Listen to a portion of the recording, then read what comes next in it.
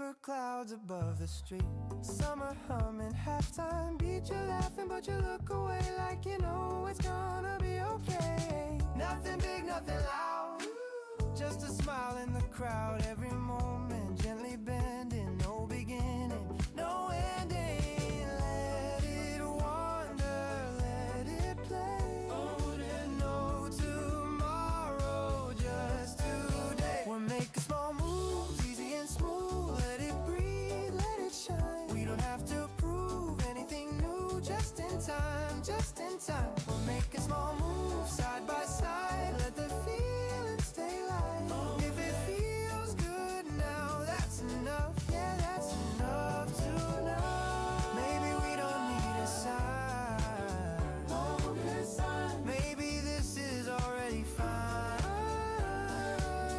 Every sound falls into place when you slow it down a little pace. We're making small moves, nothing to lose. Hear the space between the lines. I don't wanna chase the high, let it come when it's right. We're making small moves, fading into blue. Yeah, small moves, me and you.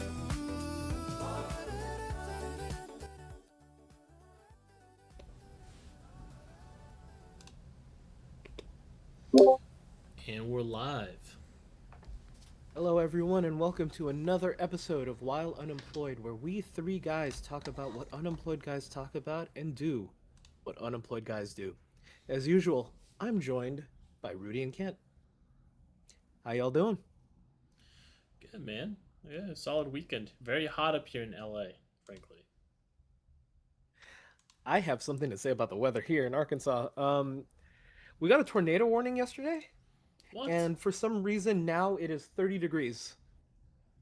And next week the high is 90. And yesterday the high was 85. So I don't know what's happening. Very similar, actually. We're having pretty highs right now, and I think this whole week, we're projected to have 90-degree weather throughout the whole day, throughout the whole week, and then it drops significantly low. I think before these past 2 weeks, we were having 50, 60-degree weather, and it was fantastic. I'm like, oh, this is spring weather, winter into spring, awesome. And then immediately heat just dropped on us, and I was like, what is going on and why? You know? Yeah, it's weird. Kent, how's everything going with you? I haven't really felt the heat since I've just been indoors the whole time, but Uh, luckily, having some AC is nice to have. But realistically speaking, I feel bad for everyone else who has to be outside. Like our weather here, I think we're lucky. There's no humidity in comparison to, let's say, the Northeast or just anywhere else. I think in the U.S. I think Vegas is also another exception in terms of having dry heat, but it's nice and bad. Nice, we don't have to deal with sticky. Bad because it's still hot. yeah, I went over That's to having what is it, a carne asada, and normally you feel kind of fresh outside, but I felt like I was not gonna say boiling, but it was like it was a very intense heat. Like I don't think humid is the right word. It was just very very hot, and obviously we had our beer, our like very cold beer, very cold drinks. They were just not doing anything. It all kind of felt overwhelming. Like we had to stay indoors, and I just can't I can't rationalize being outside, in this type of weather, specifically here up in the mountains in LA or on the foothill of the mountains here in LA. It's intense.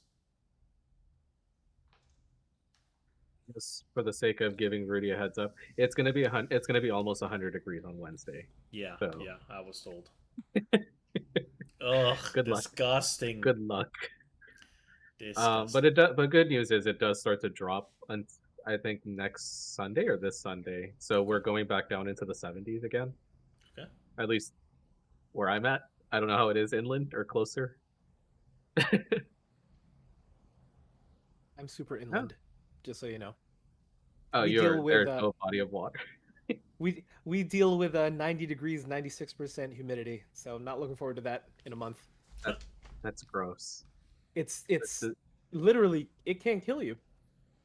But irregardless, Whoa. we are actually, on episode 5 of this podcast, which means that we have been doing this for over a month now. How has the job search been treating you guys? Oh!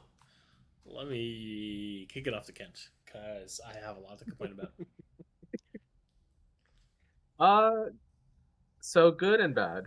Good in the sense that I've been getting responses for interviews. Bad because out of I guess I'll give just to draw a picture. If I get 10 responses, 4 of those are ghosting or getting 4 of those 4 to 5 of them is getting ghosted. Uh, 3 of those is getting a rejection, and the remainder are first round interviews.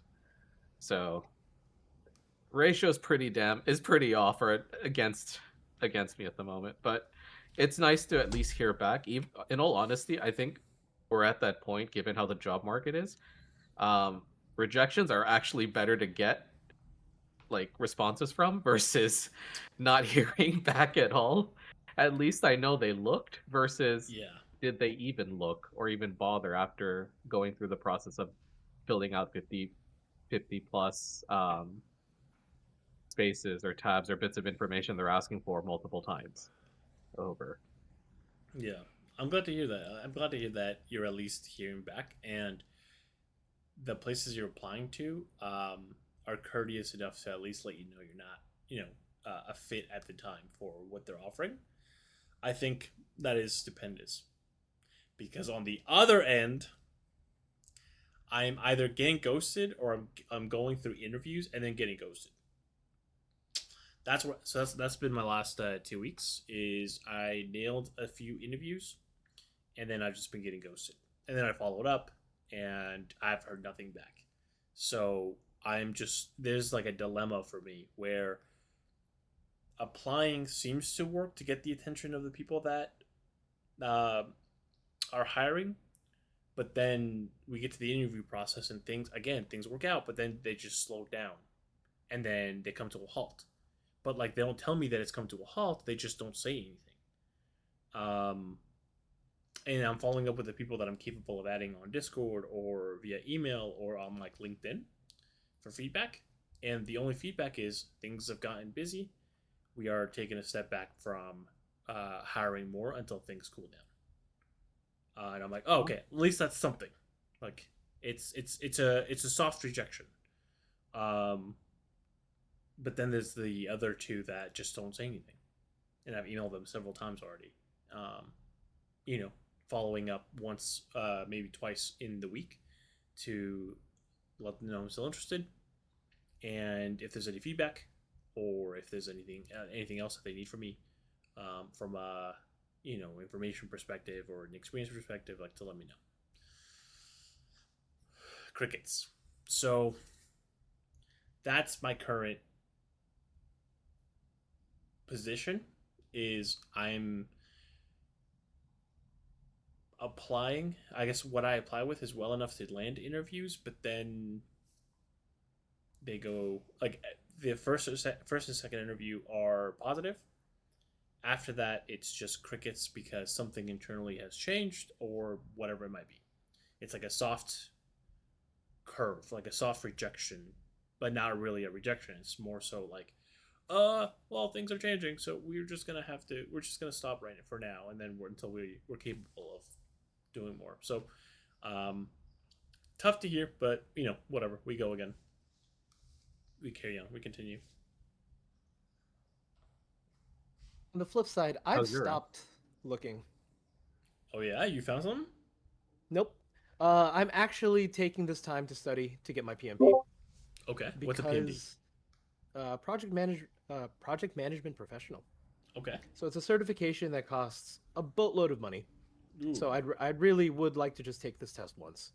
Okay. But you got to do whatever you got to do to stand out and have that competitive edge. Mhm. The unfortunate reality is that back 2020 through 2022, having a PMP was actually relatively rare and unnecessary for project management roles, and it has since evolved to you will be overlooked if you don't have a PMP. It has become an entryway. It has not become a prestigious like achievement. So Interesting. that's the unfortunate reality. So I mean, I've been doing project management for about 15 plus years. I'm sure I can pass the test, but just because of the sheer cost of the test, I would like to study to be very confident that I can go in, pass, and then go to Google and be like, "Hey, I have my PMP. Take me." Yeah, let me prop this up for a second here. It looks like let me actually change these guys to go up here. That way we can all kind of see, right? Okay, so becoming a Google project manager, getting a certificate from Google, I think it's fairly inexpensive if you buy into Coursera. But if you buy into Coursera, you can initially enroll for free, but to get the certificate itself, oh my god, there's so many pop-ups. Let's see. So let's start enroll for no, thank you. I think it's like 400, 500 bucks or something like that. So the Getting actual certification is offered by the Project Management Institute that you have to take the test.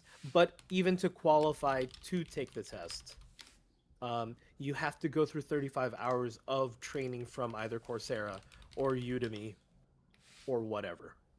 Oh, So it's really? a whole thing. Yeah, it's a whole Oh, thing for an okay. official piece of paper. So you can earn the required 35 credits. Let me do it this way. Right. 35 contact hours for the PMP exam via Coursera by completing approved programs like the PMP exam preparation specialization. These courses provide PMI aligned training covering people, processes, business environment, helping you prepare for the PMP exam. The 35-hour training requirement is a key step, blah, blah, blah, blah, blah. Okay, so cost of getting my PMP from. So exam fees are $405 for members and $675 for non-members, bringing the total cost for the course roughly. So for the exam is $500 to $900. Yep. Which PMC certificate would you be getting? The actual PMP. Okay. So there are three. There is PMP, there's CAPM, and then there's I think Scrum Master. Scrum Master. PMP, yeah, PMP is kind of it's one level higher than CAPM, and it's more broad than Scrum Master. So PMP is usually the one that people should gun for. Yeah. But that also has higher requirements in terms of how long you've been, or how much project management experience you have.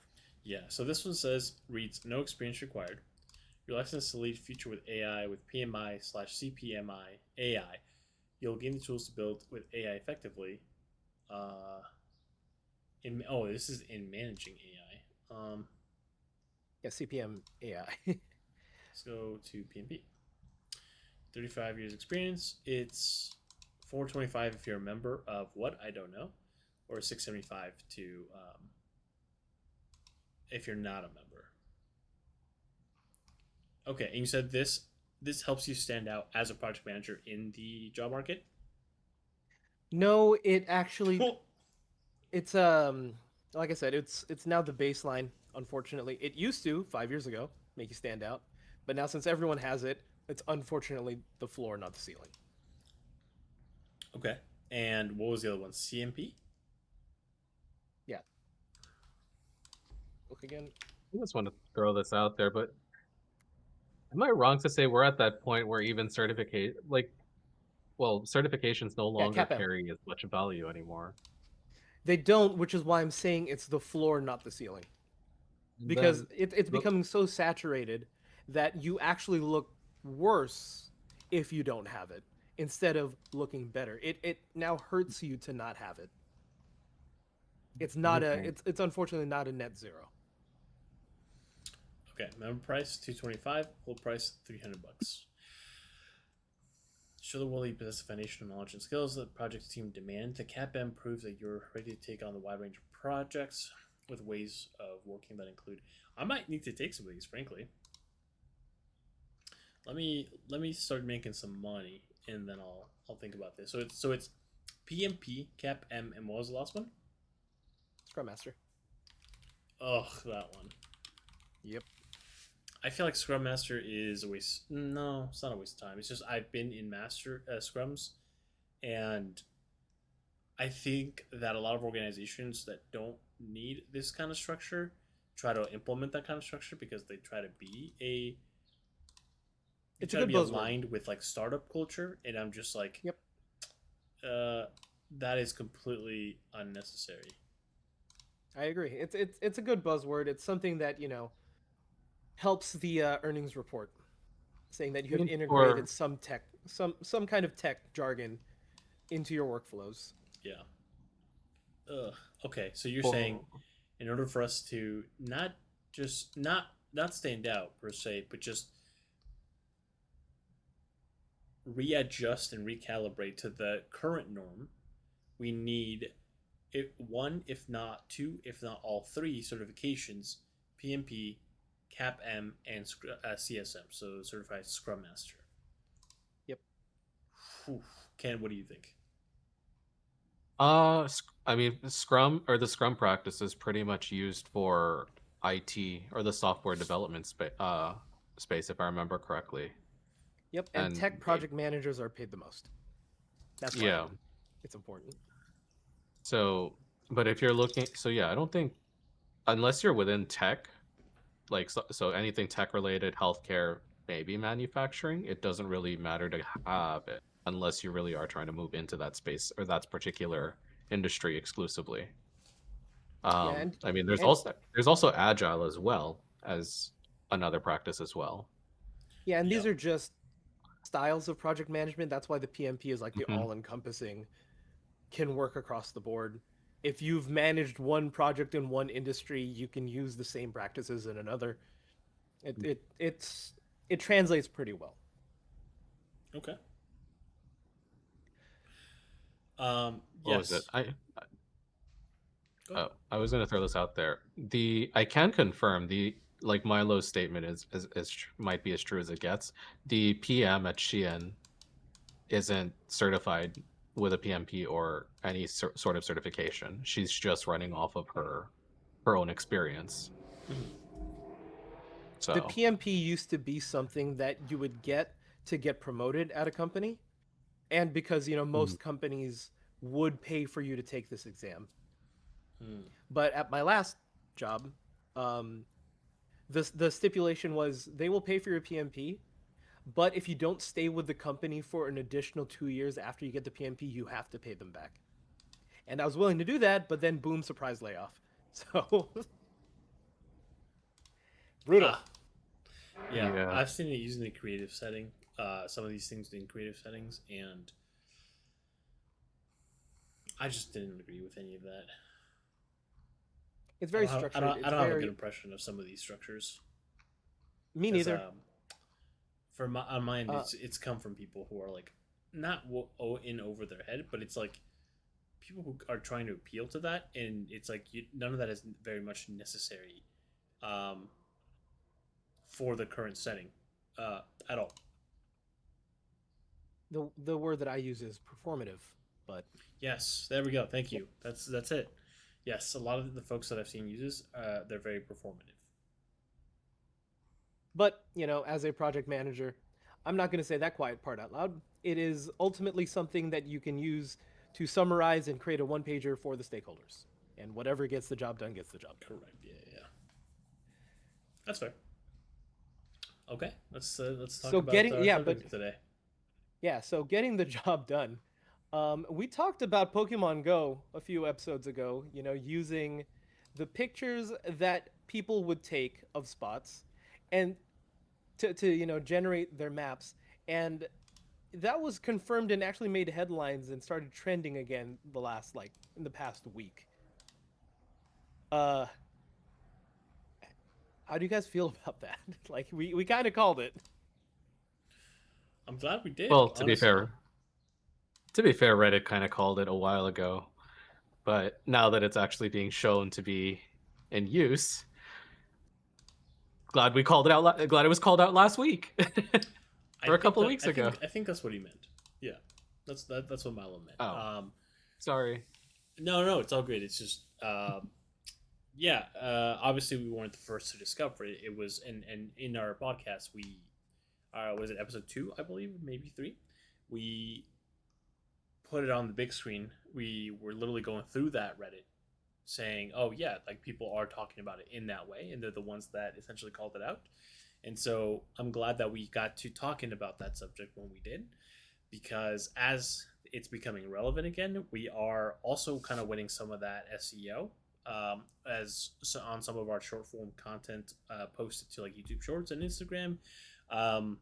Kent kind of made that note, which is like, hey, we have 2 really top performing videos. One of them is the Pokemon Go video, which we talked about in our last episode, and the other one is obviously something relevant and topical as well. Yeah, I mean, there's nothing else to say other than like I think I sent this to Kent, but let me bring it up too because I mean, obviously we talked about it last week, and it's literally just people finding out that they've been got. Oh, I guess I didn't send it to Kent. I don't know where it is, but they've been got. The company used the data that people were submitting to essentially take pictures and create geographical structures virtually, and they rewarded people with digital goods. That means something to those people, and it's probably hierarchical, right? They like those things. They like catching different Pokemon for the sake of completing a collection, for a hobby, for status amongst their friends. And I think that Pokemon kind of gamified labor in a way that people really felt rewarded for what they were doing, and they were a part of something. But it's the lack of transparency that kind of kills me a little bit. The fact that they do stuff like that without really telling you, or maybe they do, but it's so buried in the terms and services that they know people don't read, before opting into a children's game, because it's meant for people 13 and up. So if someone that young can agree to terms and services and do free labor, that kind of bothers me a bit. Same thing with like just general, the fact that they're not saying openly or marketing, letting people know, hey, you're actually doing our jobs for us, and this is what you are actually doing, servicing, and how you're essentially building our product for free. Kind of bums me out.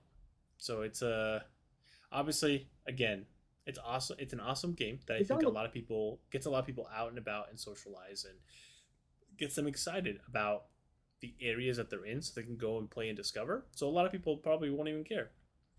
But in a world where we are currently having not a labor shortage but a job shortage, there's something to be said about how grimy it is to essentially, I don't know, deploy an unwitting workforce to do unwitting free labor for you. That's it on my end. And any final thoughts, or I think that's a perfect segue to the next segment. I think we're good.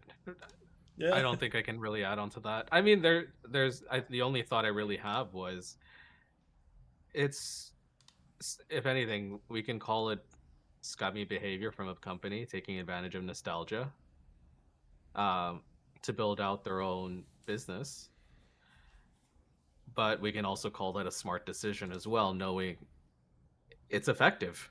They hit people, or they hit the audience where it matters to them, and knowing Pokemon is number one, iconic, and then number two, a lot of their target audience has grown up with it.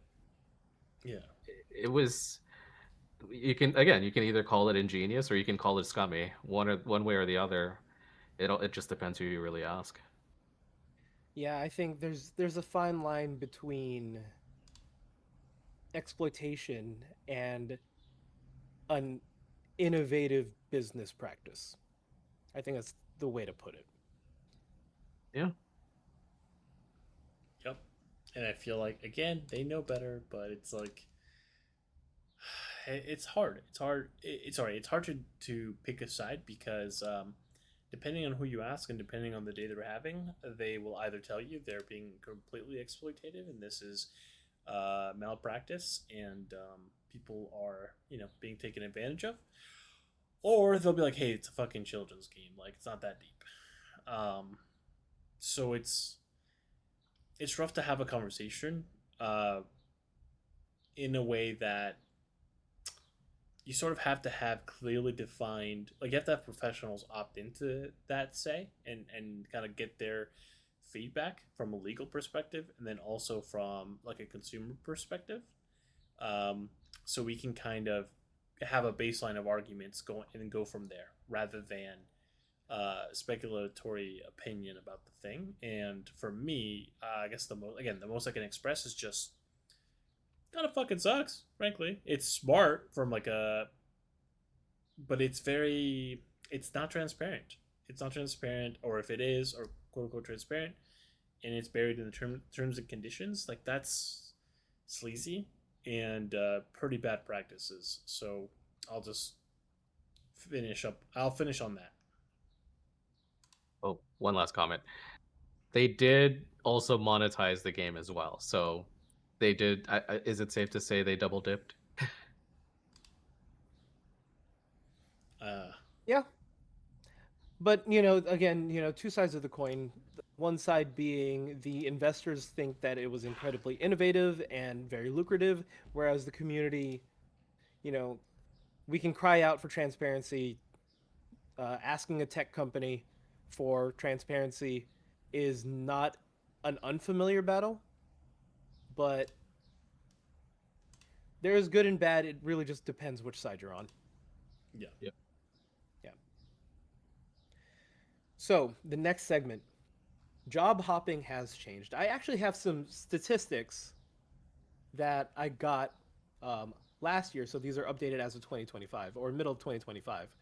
But there was job hopping was the practice of staying at a job for a short period of time and then getting another job for a 15, 30, 50% raise. There have been, or this has been in practice for many decades now, but job hopping in this current job market has definitely changed and has slowed down. Did you guys want me to get into these statistics, or do you guys want to say a few things? All right.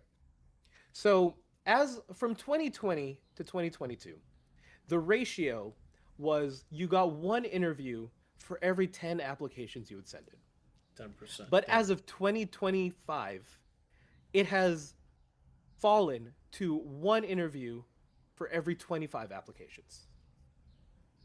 The U.S. roles that are highly competitive receive an average of 74 applications, with tech roles seeing 110, and U.S. job offers are only being given to 79% of people that apply. It's the lowest globally. The time to hire, or the median time to hire is 35 days, whereas job seekers are averaging 3.5 months to find a job.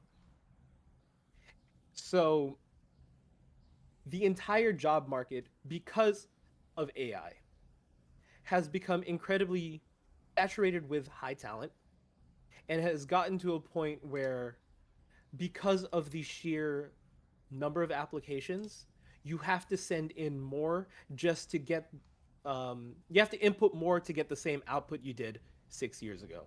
So how this relates to job hopping is you don't really have that luxury anymore of being like, I'm at this job for 60K. I now have relevant experience in my resume. 6 months later, I'm applying to this job that is giving 90K. And so aside from the hiring, aside from the applications, aside from tech, these same jobs, as we were talking about with the PMP, are actually now hiring for a lot less. So you would actually essentially be job hopping for lesser pay. So it's Disgusting. and yeah, it's and of course, there's the theories which, some are like there's quite a bit of truth to it, but every business is different. Whereas in the event of mass layoffs, usually the new hires are let go first. So companies are now in this employer market, not employee market, which it was in 2020 to 2022. Uh, Staying long term is actually rewarded a little bit more than job hopping. Yeah. Okay. Um, gives me no hope, frankly. Well, sorry, it doesn't give me any additional hope. It doesn't like. I think right now I'm like full of copium, from my latest experiences, and I feel like it's gonna obviously it's gonna heavily depend on where you go, what you do, and what you try.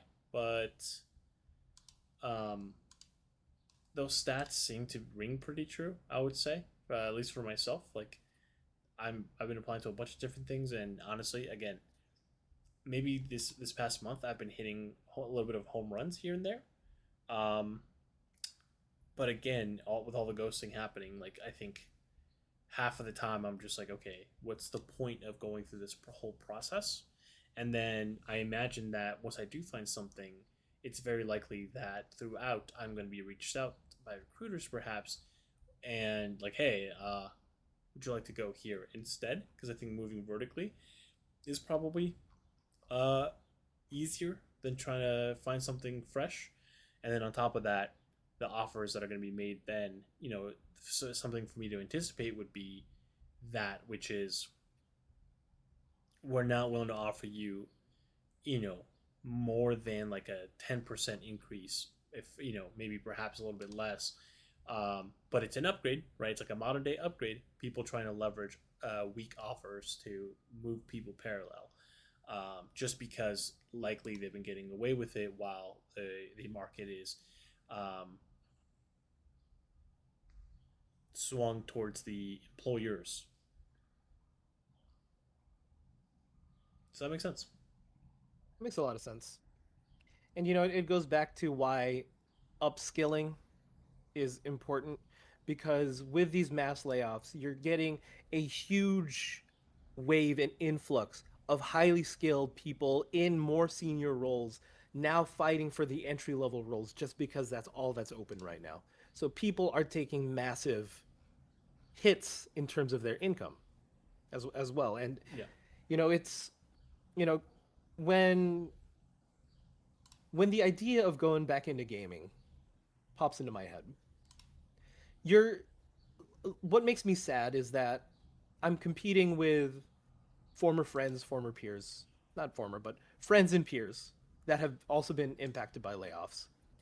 And I know their resumes, and it's kind of difficult to feel deserving. And this is just the mental health aspect of job hunting. Whereas like that person worked for AAA companies, they launched games and got 10 billion impressions, and you're just like here in your corner of the world where you were the big fish in a small pond, and you're like, I can't compete with that. It's brutal. Yeah. Yeah. I agree. Ken, any feedback? Uh, as someone who took advantage of the whole jumping from role to role every few years, it definitely does feel like it's stinging now. Especially since that was the practice, well, I was told would work best, especially if we were looking to scale salary. I mean, being in gaming and esports, pay was not the best. So the solution was you would have to move laterally every time or every couple of years in order to just see some growth.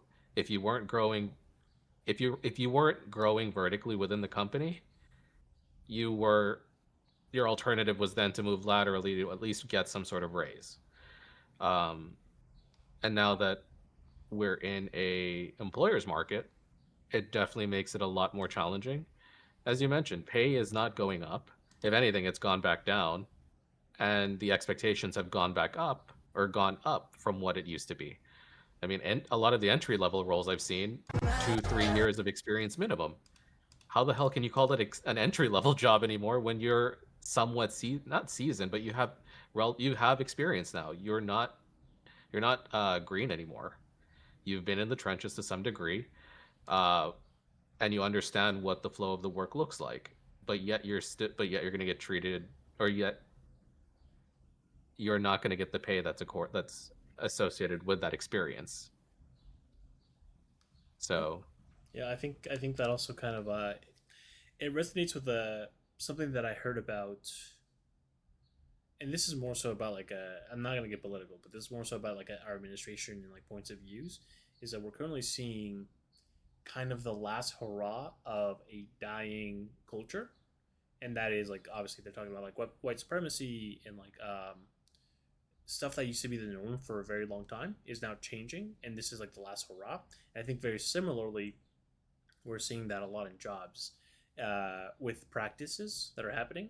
A lot of things that used to work are now shifting, and it's like this is like the last chance that we're going to get to do that side job hopping for in increase for a very long time, if at all.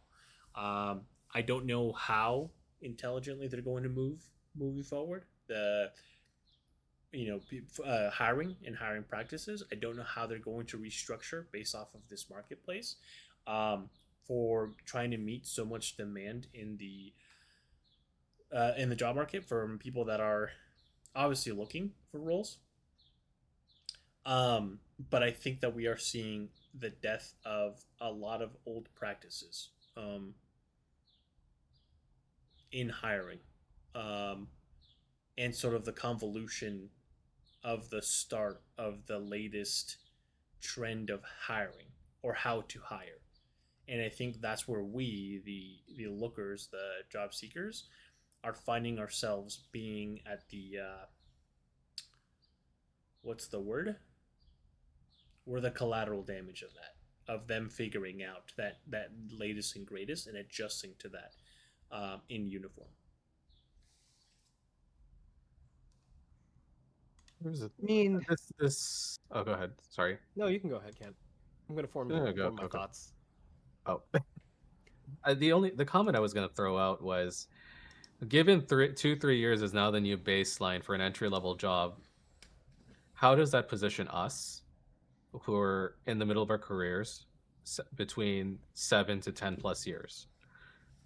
Does that subtract our years of experience in terms of what roles we're able to apply for? So if 3 years is a new requirement to be considered entry level, does that mean the other roles, directors, senior managers, etc., go up in experience requirement in order to be eligible for those, or to even, again, to meet that requirement?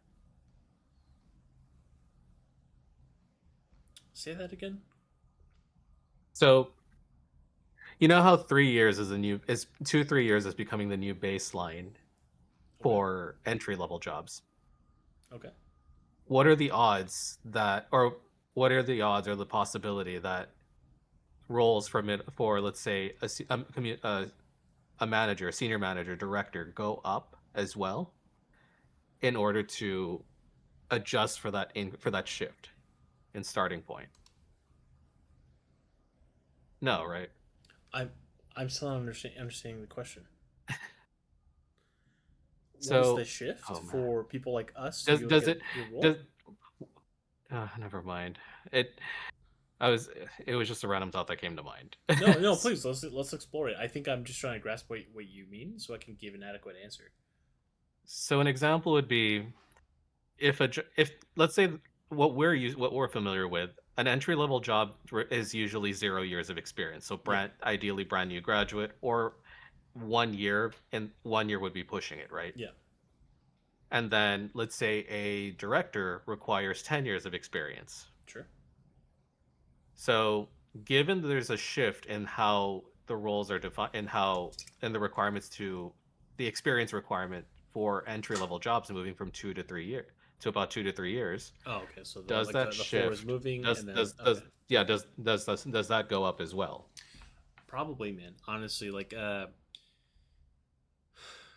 really feel like it's all it's all part of my French, but it's all fucking random. Every company makes up their own rules, right? Like this is why it's so hard to try to apply with like one resume or one type of experience level to one place, is because they have unspoken rules. They have a culture that you don't have insight of, and it's all individual and independent to every single company.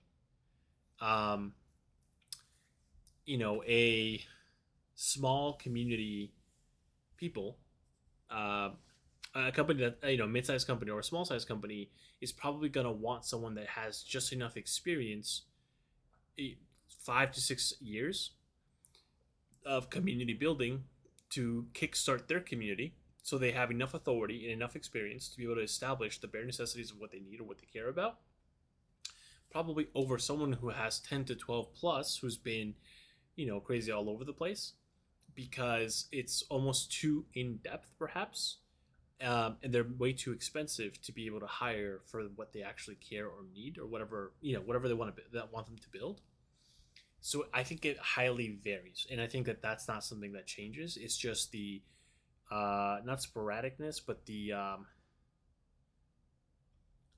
randomness, how arbitrary it is, wherever it is that you go. And I think that is something that is just discussed at an individual level. Because keep in mind, there's certain things that quote unquote we talk about generally, where like the industry moves in a certain way, some people follow suit. That can mostly be said about the big companies, right? Like the Sheins and the Mr. Beasts, or perhaps not the Mr. Beasts, like the Twitters and the Metas and stuff like that, because they're all in one block, and generally not Shein, but like a lot of these companies are all on the same size, so they run very similar operations, and they all follow suit with each other, right? So depending on whereas if you talk about mid-sized to smaller companies, they're not as connected to everything else. Like mid-sized companies, you might find them trying to be into the trend of what bigger size companies are doing. So maybe they might follow advice that they see on LinkedIn or in industry reports. But smaller companies, again, they are probably disconnected, and they just kind of want to run things in the way that they just think is best. So I think it's arbitrary. Sorry, TLDR, it's just arbitrary.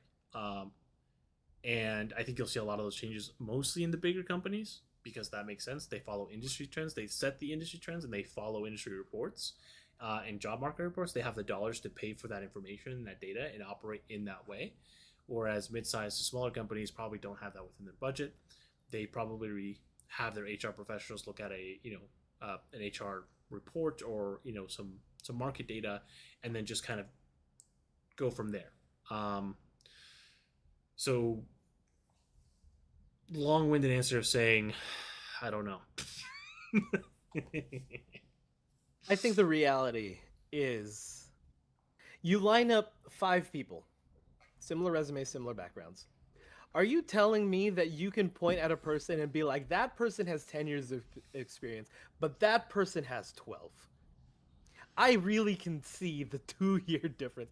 After a certain point, it's diminishing returns. Like, you've been doing something for 10 plus years, like nothing's really gonna change. 15 years of experience, you've done more, but what you've learned is going to be a lot less in terms of learning curve than someone that has 0 to 3 years of experience.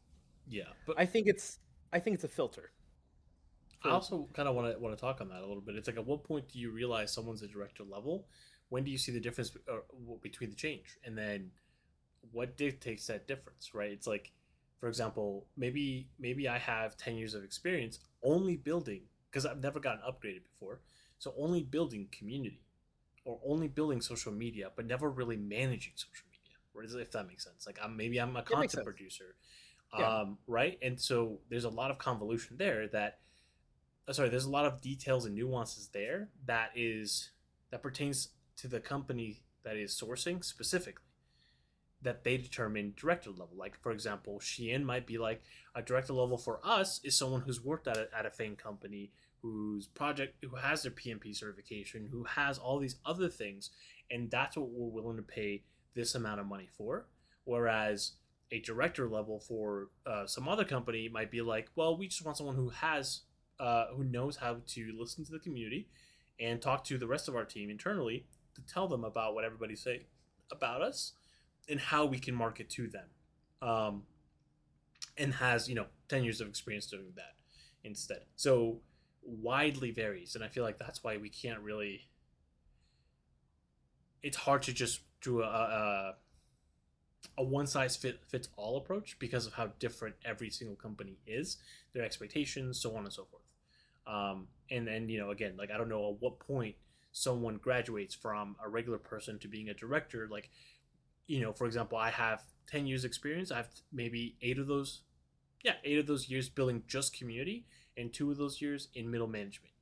Right? Does that make me a director level, or do they want 5 years of middle management, 8 years of middle management, 2 years of building community? Does that make sense? Because there's also skills within that frame of how they want a director to be, and or what it means to them, and who they're willing to hire that aligns with that, versus someone who does have that 10 years of experience and doesn't have that 80-20 split, or that split that the company that's hiring wants. So something to be said about that too. Does that answer your question, Ken? Yeah, Kent, does it? He wasn't even paying attention. Yeah, crazy. It does. No, oh my god. No, it does make sense. As far as, I guess, that line, or drawing that line of what's, I guess, how many years or how that division of experience has to be. I mean, you're not wrong. It really is up to the employer. It does feel arbitrary, or it could be strategic depending on who that person is, who the hiring manager is. If that person is also experienced in that space, or in that particular area, I'm pretty sure they can come up with something with a reasonable structure or experience requirement. Yeah, my last job. At the end of the day, it's all up to the hiring. I think what's going to determine how qualified someone is going to be is also dependent on who's hiring. At the end of the day, like, has that person worked in that particular field? If yes, then you might get a much more accurate baseline, or what's it called? You might get a better idea of or they'll probably have a better idea of what they're looking for and what's required to fit that role, versus, let's say, someone in HR who's just randomly handed a JD, or like a generic job description from someone above who has never even touched the space. They saw this job description. They liked what they saw, maybe made some tweaks to fit whatever else they were looking to add on, and just had it shot off. So, at my last job, and this is interesting because I realized that I do have an answer because of my last job, and Alrighty. I didn't realize that it wasn't common knowledge. One of the most insightful things when I moved to this Fortune 500 tech company was they told me, stop thinking like an operator, start thinking like a manager, because you're not the one doing the work. You're the one that has to, essentially, your direct reports. You have to guide them and have them have that that freedom to help build the product, because if you start taking over the operations and the management, you're going to burn yourself out. So the definition of where the line is drawn between employee and director was your ability to mentor your direct reports and manage. And that's like, I know so many people with tons of experience building, for example, but they have zero experience managing people, which is an incredibly different skill set. Yeah. And what the CEO of not the CEO, the CIO of the company told me was that the difference between a director and a C-level is showing tangible proof that you have impacted the business in a financial way. Like, being able to prove that you can drive business decisions towards something very impactful that can be represented through data or supported through data and represented in the earnings report. That is the difference between a director and a C level. And truth be told, the jump from employee to director is small compared to the jump between director and C level, because that is much more intense in terms of skill requirements, Yeah, and there's much fewer positions. yeah, and there's something to say about how you train to be a C level, right?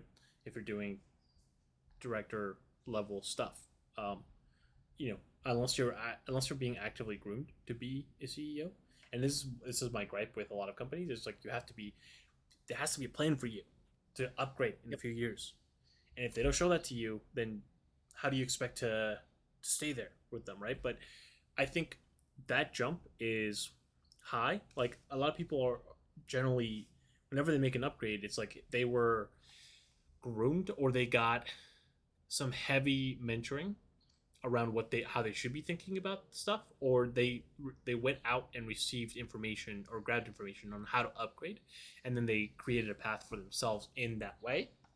Where I feel like, again, there's also something to be said about that, because going from a regular person to a director, like having a good example of what a director is, and then also to a C level, then having an example of what a C level looks like, and being trained to get there, having that plan is also super important, I think, for making those upgrades and becoming that person, human that the company might need in the future. That's it. I'm not going to go on a rant this time, I promise. And the advice that I was given for that specific instance is being incredibly vocal with your director, with the C level, like, hey, these are my career goals. I think you can teach me, or you can help me get there. What do I have to do? And constantly putting yourself in a position to get feedback. But then this is not what this podcast is about. This is about being unemployed, not how to climb the corporate ladder, which is Yeah. a subject in itself. Fair. Okay. We can climb the ladder of unemployment. It's okay. When we're employed, yeah, correct. It is. We gotta crawl before we can walk. The unemployment ladder is the tale of Sisyphus. A tale of what? Sisyphus, rolling up the rock up the mountain. Oh, you don't know? Yeah. Okay. It is purgatory. It is bullshit, but not as bullshit as what's going on with TSA right now. Tell me about it. Oh my god. Did you hear? Like they're volunteering their hours. I saw a video that said that they were going to get paid eventually, but currently, apparently, they are all volunteering their hours. Everybody that's working is volunteering their hours. Everybody that's not working they're not working because they're not being paid. They can't, right? They have to put food on the table. That fucking sucks. Yep. Yeah. With the Department of Homeland Security being shut down and the government being in a partial shutdown, these essential workers, TSA employees, Yeah. are working with the promise. I'm not sure if I can say guarantee, but with the promise there's no of guarantee. back pay. It is, we've used the word exploitative a lot this podcast. Yeah. This is one of the bigger cases. This is I mean, there's a social media post circling around or circulating about a particular person telling them to keep working, even though, because it's for the greater good of America, Interesting. by an orange leader. Oh, To quote The Incredibles, Frozone looking for his suit, saying this is for the greater good, and his wife saying, I am the greatest good you're ever gonna get. That applies here. The greater good is nice and all, but if it's putting your family in a terrible position, your family is the greater good in your personal life. Okay. Oh, Being able to 100%. eat, being able to secure housing for yourself. If we think of Maslow's hierarchy of needs, you can't really serve others if you are in a position yourself, or where if you are in need of assistance yourself. It's very hard. If anything, the shitty part about the situation as a whole, they're not getting paid, but Congress and everyone else is getting paid. They're still seeing a paycheck. A lot of the other government officials are seeing a paycheck. No one's seeing seeing an empty bank account. It's just it's just the average worker every time. That is also very I don't true. know. There was a, I think it was a tweet. Someone posted, if you want to see change in government immediately or in the next 5 minutes, fire everyone who has caused the government to shut down or increase the deficit during their term, for everyone involved. So if they made a shitty decision to keep the government closed for whatever reason, put them on the chopping block or whatever it may be, or bar them from being able to rerun, because there's a possibility it might not be in the best intention for the people. Yeah. Yeah. I don't know. I feel like it's too convoluted with special interest, and it doesn't really. A lot of them don't really serve the people, at least on the federal level. There's some Oh, stuff that it is cool, stopped. great, and fantastic, but most of it just seems to be shit that is. How did I frame it last time? It's the culture. It's the culture of people that are within office that don't represent the broader culture of states and the United States specifically. They get too lost in self interest for them to address the rest of us. There's a class of people that enter politics for their. I mean, it's really a lot of them are just families that are in the government and have a long political history of being in there. So they groom people to be part of government, to continue serving that self interest.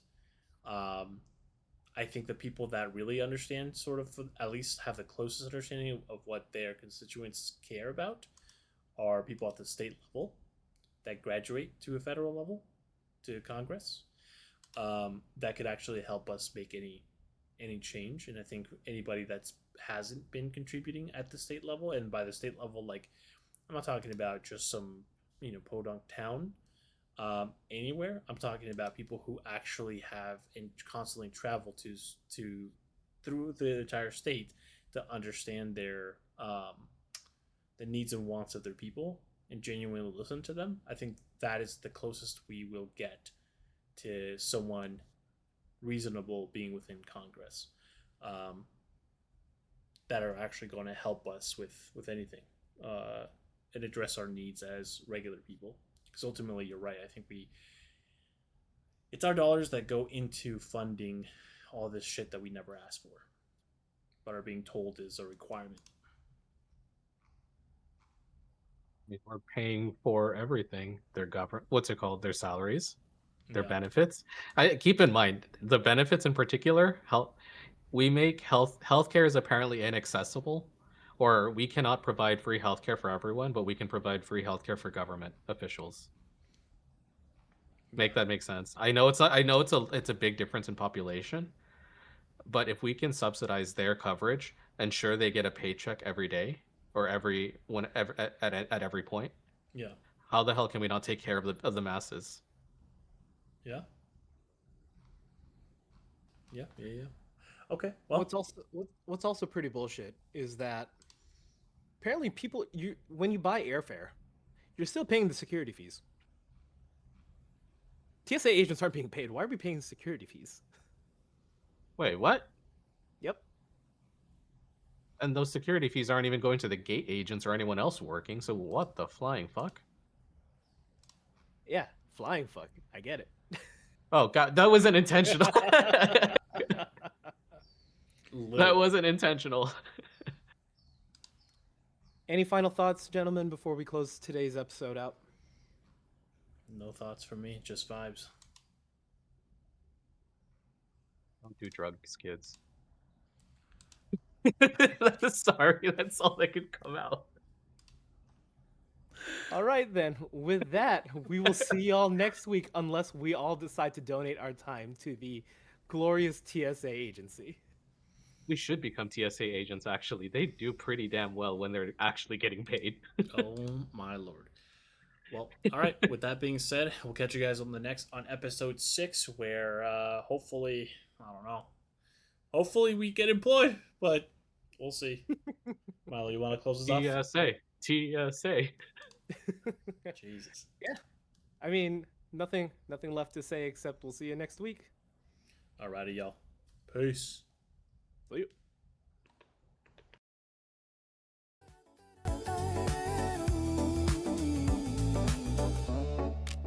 Small moves fading into blue. Small moves, me and you. Morning train still half asleep, shoelace loose but I don't fix. City moving out of sync, kinda perfect, don't you think? You say maybe, I say yeah, that's as far as we get today. No big talk, no heavy sound, just a beat there.